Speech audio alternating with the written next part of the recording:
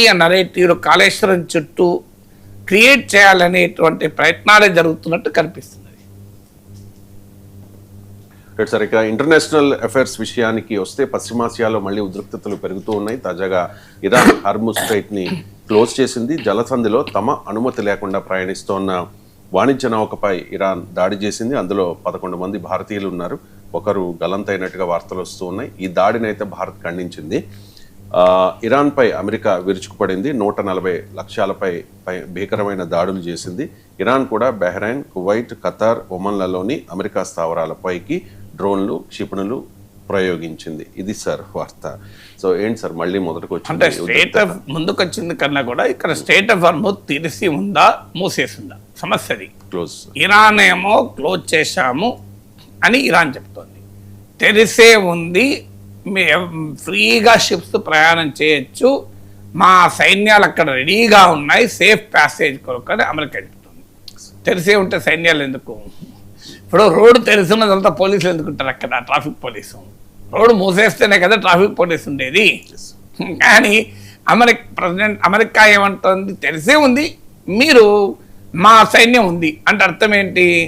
అంటే మీ సైన్యము ఇరాన్ సైన్యము కొట్టుకుంటుంటే మధ్యలో షిప్స్ వెళ్ళాలి. ఆ షిప్కి సేఫ్టీ ఎక్కడిది? ఇప్పుడు ఇలా ఇరాన్ అటాక్ చేసింది, అంతకుముందు అమెరికా అటాక్ చేసింది. ఇదే ప్రాంతంలో అమెరికా మన షిప్ని అటాక్ చేస్తే కనీసం సానుభూతి కూడా అమెరికా ప్రకటించలేదు. ఎస్, మీరు చట్ట విరుద్ధంగా వెళ్ళారు, మేము అటాక్ చేస్తామన్నారు. సో అంత ఓపెన్గా అమెరికా సమర్థించుకుంది, దాడిని కూడా సమర్థించుకుంది. సో అందువల్ల ఫండమెంటల్ పాయింట్ ఏంటంటే స్టేట్ ఆఫ్ హార్ముజ్ ఫిబ్రవరి 28 కన్నా ముందు, యుద్ధం ప్రారంభం ముందు ఫ్రీగా షిప్స్ వెళ్ళాయి. ఎవరు ఏ అడ్డంకి చెప్పలేదు. ఫ్రీ స్టేట్ ఆఫ్ హార్ముజ్ను యుద్ధం తర్వాత ఇరాన్ మూసేసింది. యుద్ధానికి ముందు కూడా హెచ్చరించింది, మీరు మాపై దాడి చేస్తే మేము state of Hormuz మూసేస్తాం.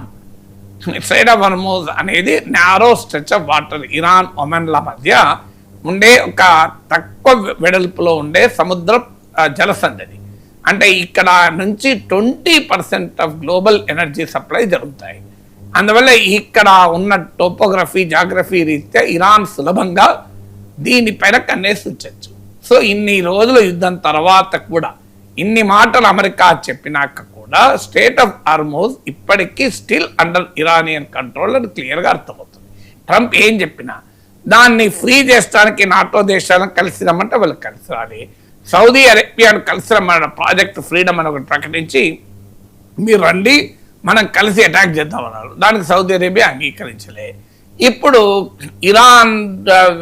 Iran state post war అంటే యుద్ధం ఆగిన తర్వాత ఈ స్టేట్ ఆఫ్ హార్ముజ్లో తన స్ట్రెంగ్త్ను నిలబెట్టుకోవాలని ఇరాన్ చూస్తుంది. ఎందుకంటే ఇరాన్కి అర్థమైంది ఇది ప్రపంచాన్ని, అమెరికాను అడ్డుకోవటానికి ఒక బలమైన ఆయుధం, మిసైల్స్ కన్నా కూడా అని అర్థమైంది. అందుకే స్టేట్ ఆఫ్ హార్ముజ్ పైన తన కంట్రోల్ ఉండాలి, తాను చెప్పిన మార్గములోనే వెళ్ళాలి అంటుంది.